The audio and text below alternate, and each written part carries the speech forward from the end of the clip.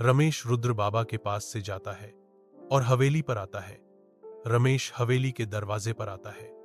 दरवाजा आधा खुला होता है। वह अंदर घुसता है। रात का समय। रजत ड्राइंग रूम में चाय लेकर कुछ पेपर्स देख रहा होता है। रमेश थोड़ा घबरा के लेकिन तय कर चुका है। रजत जी, मुझे आपसे जरूरी बात करनी है। मैं शर्मा हूं, रमेश शर्मा। मैं इस हवेली में 1 साल पहले रहता था और जब से यहां से गया हूं, मेरी बेटी अनु कभी सामान्य नहीं है और मैंने हर जगह दिखाया, हर अस्पताल, हर बाबा, पर कोई फर्क नहीं पड़ा। रजत हैरान हो जाता है, जैसे कुछ पुराना जोड़ रहा हो। रजत, लेकिन आप यह सब मुझे क्यों बता रहे हो? रमेश एक लंबी सांस लेकर क्योंकि अब जो आपके बेटे के साथ हो रहा है वह सब कुछ मेरी अनु के साथ भी हो चुका है। बिल्कुल वही।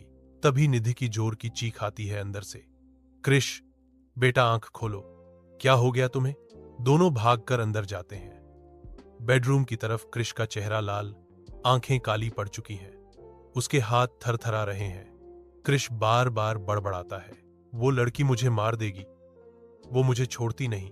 हॉर्ज, निधि कृष की मां, फूट फूट कर रोती हुई और बोली, रजत, क्या हो गया मेरे बेटे को?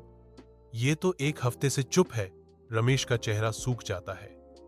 आंखों में पूरा दर्द लौट आता है। यह वही हालत है जो मेरी अनु के साथ भी होता है। मैं हर जगह गया, कोई फर्क नहीं पड़ा। रमेश सच बताता है, जो आपके बेटे के साथ अब हो रहा है वो सब मेरी बेटी के 1 साल से हो रहा है। मैं हर जगह गया पर कोई कुछ नहीं कर सका। रजत घबरा कर, तो अब आप क्या कहना चाहते हो? क्या कोई तरीका है?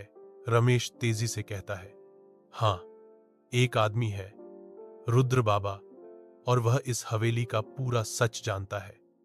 वही एक शख्स है जो अपनी मदद कर सकता है। क्या रजत मानेगा रुद्र बाबा से मिलने को?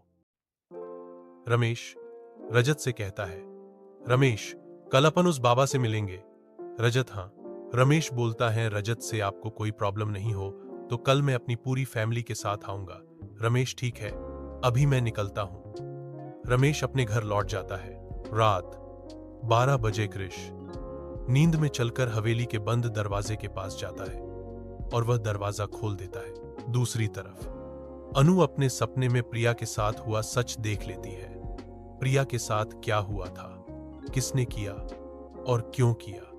अगली सुबह रमेश अपनी पूरी परिवार के साथ हवेली पर लौटता है और रमेश और रजत अपनी जीप से जंगल के रास्ते होते हुए एक पुरानी जगह के सामने गाड़ी रोकते हैं। वहां रुद्र बाबा का डेरा, जहां से हल्का धुआं और मंत्र की आवाज आ रही होती है।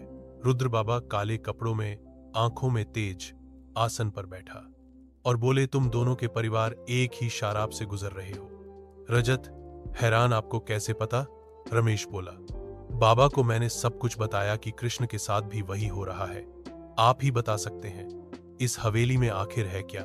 20 साल। रुद्र बाबा आंख बंद करता है, फिर धीरे से बोलता है, 20 साल पहले उस हवेली में एक अपराध हुआ था। प्रिया, एक 8 साल की मासूम लड़की, जिसे उसी के परिवार ने जिंदा जला दिया। रजत हिल गया। जिंदा? पर सब लोग कहते हैं वो कार दुर्घटना थी।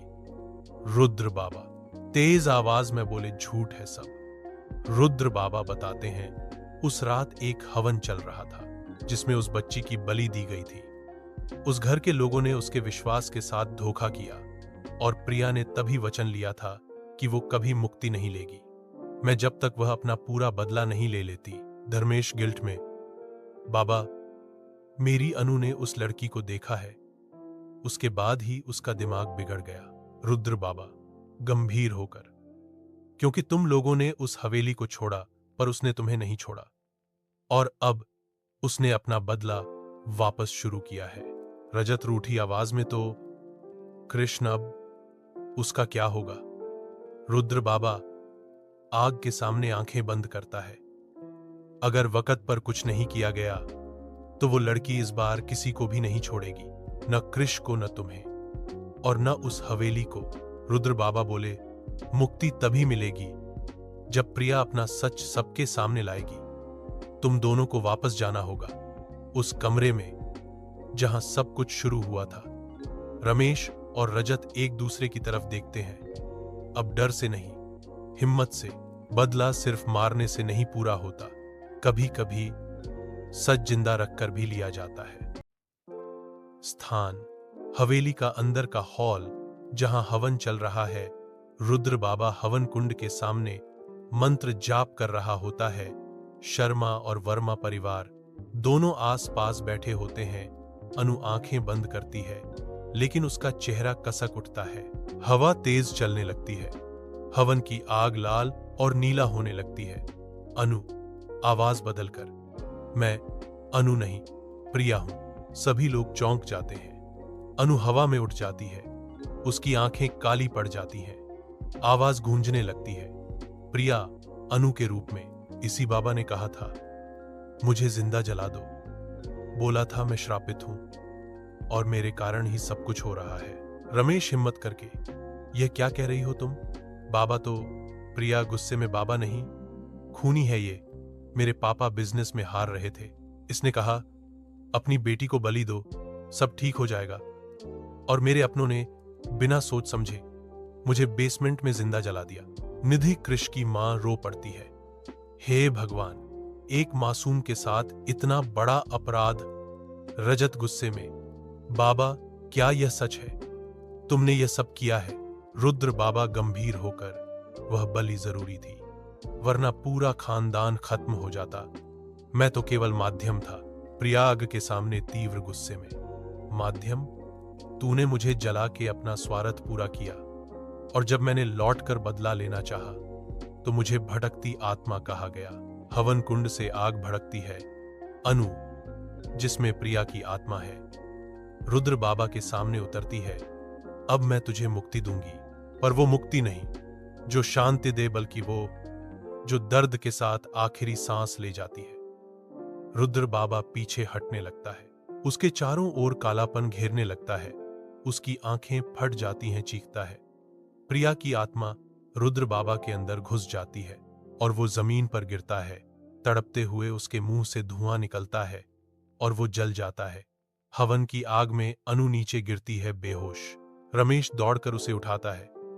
वो धीरे धीरे होश में आती है।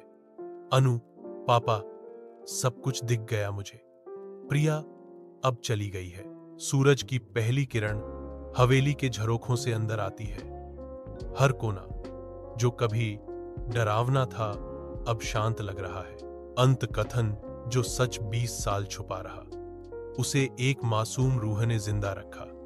न जाने कितने प्रिया जैसे सच हवेलियों में छुपे हैं, पर एक दिन हर सच अपना इंतकाम पूरा करता है।